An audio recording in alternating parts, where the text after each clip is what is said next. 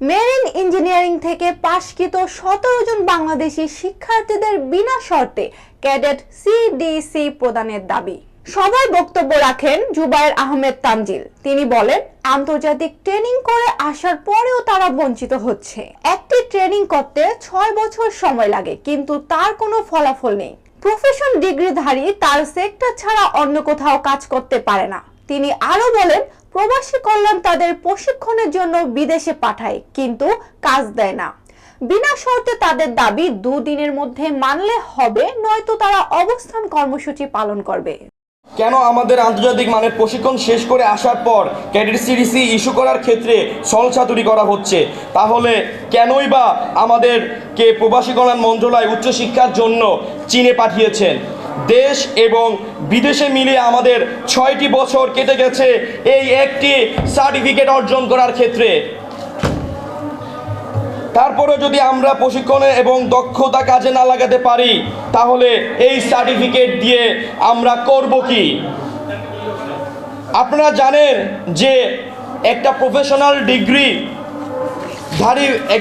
ডিগ্রিধারী তার প্রফেশন ছাড়া অন্য কোনো প্রফেশনে কাজ করতে পারে না। ঠিক তেমনি আমরা মেরিন ইঞ্জিনিয়ার, আমাদের কাজ বাণিজ্যিক শিপে ইঞ্জিনিয়ার হিসেবে কাজ করা। যদি আমরা তা না করতে পারি, তাহলে আমাদের এই 6 বছর অর্জিত সার্টিফিকেট, সেই আমাদের সার্টিফিকেট দিয়ে আমরা কি করব? কেন আমাদের আমাদের জীবন ধ্বংস করতেছে?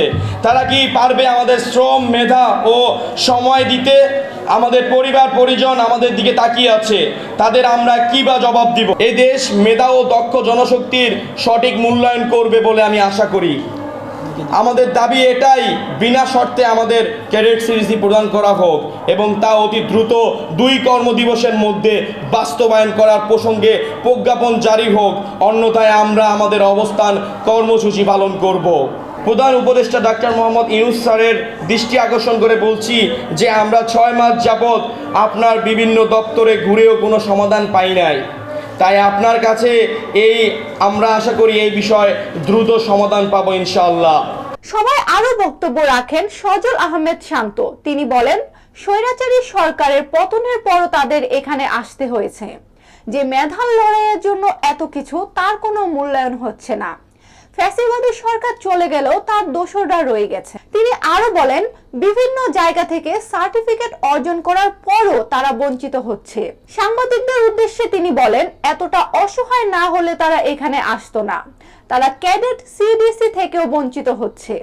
তিনি বলেন, দরকার হলে জীবন দেবে, কিন্তু অধিকার অর্জন করেই ছাড়বে। পরে তিনি সাংবাদিকদের প্রশ্নোত্তর পর্বে কথা বলেন। 600 স্টুডেন্টের কাছ থেকে মাত্র 20 জনকে আমাদের ওই জিয়াংসু মেরিটাইম ইনস্টিটিউটে পাঠায়। তাহলে আমরা যদি 600 স্টুডেন্টের মধ্যে থেকে 20 জন স্টুডেন্ট আমরা সেই সব বিভিন্ন বাছাই পর্ব উতরিয়ে চায়না মেরিটাইম ইনস্টিটিউট হতে ক্যাটাগরি এ এর দেশ থেকে আমরা যদি উত্তীর্ণ হয়ে আমাদের গ্র্যাজুয়েশন কমপ্লিট করে এসে যদি আমাদের দেশ থেকে ক্যাডেট সিডিসি না পাই, সেখানে আপনারা বৈষম্যতা এটা কতটুকু দেখছেন? এখন আমার প্রশ্ন হচ্ছে, যেখানে আমাদের সিনিয়র ব্যাচের একজন স্টুডেন্টকে ক্যাডেট সিডিসি প্রদান করতে পারে ডিজি শিপিং, তাহলে আমাদেরকে কেন ক্যাডেট সিডিসি প্রদান করতে পারবেন না? এবং আপনারা এটা জানেন যে বাংলাদেশ এবং পুরো পৃথিবীতে আইএমও ইন্টারন্যাশনাল মেরিটাইম অর্গানাইজেশনের কোনো রুলস নেই যে আমরা কোনো প্রশিক্ষণার্থী তার প্রশিক্ষণ শেষ করার পরেও কোনো পরীক্ষা দিয়ে বা কোনো বাছাই পর্বের মাধ্যমে ক্যাডেট সিডিসি প্রদান করা হবে। এরকম কোনো নিয়ম এই আইএমও ইন্টারন্যাশনাল মেরিটাইম অর্গানাইজেশন এবং এসটিসিডব্লিউ এর কোনো রুলস কনভেনশনের কোনো রুলসে নেই।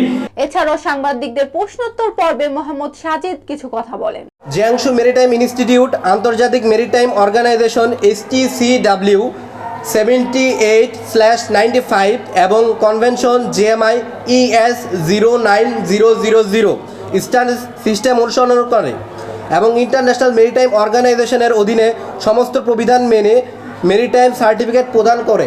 সুরভি জান্নাত লাবণ্য, জিবিসি টিভি, ঢাকা।